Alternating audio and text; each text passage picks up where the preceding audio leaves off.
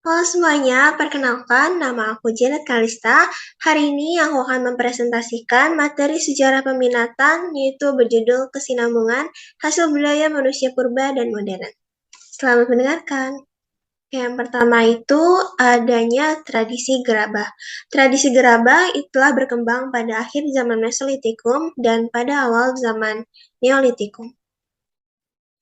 Terdapat tempat-tempat pembuatan gerabah, yaitu yang pertama, contohnya ada di Tuban dan Bantul.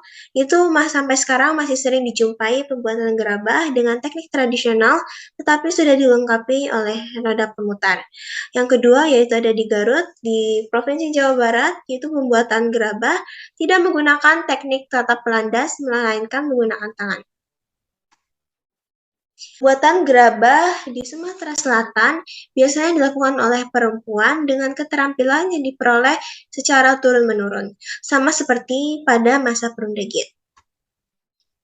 Yang kedua, terdapat tradisi megalitik atau sistem kepercayaan. Di beberapa di daerah Indonesia, secara material berwujud bangunan-bangunan besar dari batu yang memiliki makna spiritual bagi masyarakat pendukungnya. Baik contohnya itu ada di bawah mata Luo di Nias, yaitu di setiap tengah-tengah daerah tersebut terdapat bangunan megalitik yang digunakan untuk kegiatan ritual lompat batu atau hombo. Ritual ini dilakukan sebagai tanda anak laki-laki masuk ke komunitas orang dewasa. Dan contoh kedua yaitu ada di Waingapu, Sumba Timur, di NTT. Sebagian masyarakatnya masih menganut kepercayaan animisme Marapu, dengan ritual pemujaan roh nenek moyang dan kuburan tua berbentuk sarkofagus. Contohnya teman-teman bisa lihat di gambar di samping. Kemudian yang ketiga itu terdapat tradisi penguburan. Pertama-tama ditemukan tradisi ini ketika manusia menguburkan mayat manusia yang lain di dalam gua-gua. Bentuk penguburannya itu yaitu di dalam gua. Mereka meletakkan mayat dalam posisi menekuk yang melambangkan janin di dalam kandungan, yang memiliki arti bahwa lahirnya kembali menuju kehidupan baru. Cara-cara tradisi penguburan itu ada dua. Yang pertama, penguburan langsung. Penguburan langsung yaitu jenazah tidak dimasukkan ke dalam gua, melainkan diletakkan di atas tanah dan diselimuti oleh kain-kain adat di suatu daerah-daerah tertentu dan dibaringkan di bawah pohon besar. Yang kedua, terdapat tradisi penguburan tak langsung, yaitu biasanya menggunakan wadah tempayan atau guci, keramik, dan biasanya mayatnya itu terbujur ataupun terlipat.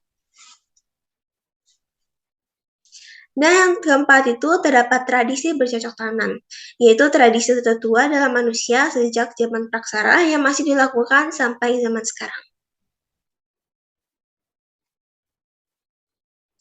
Contohnya yaitu orang-orang Kengkes di suku Baduy memiliki objek kepercayaan batu arca Domasyang yang letaknya tersembunyi dan sakral. Ritual ini hanya bisa dilakukan oleh para pemuka pada bulan Kalmia di penggalan khusus milik mereka. Contoh lainnya itu, sampai sekarang kita masih sering temui pertanian yang berpindah-pindah.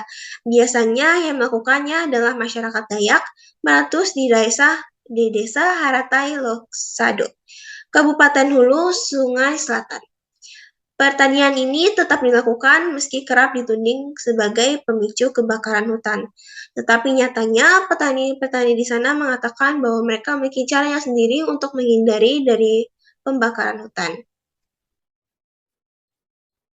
Sekian presentasi dari saya, semoga dapat membantu. Tuhan Yesus memberkati.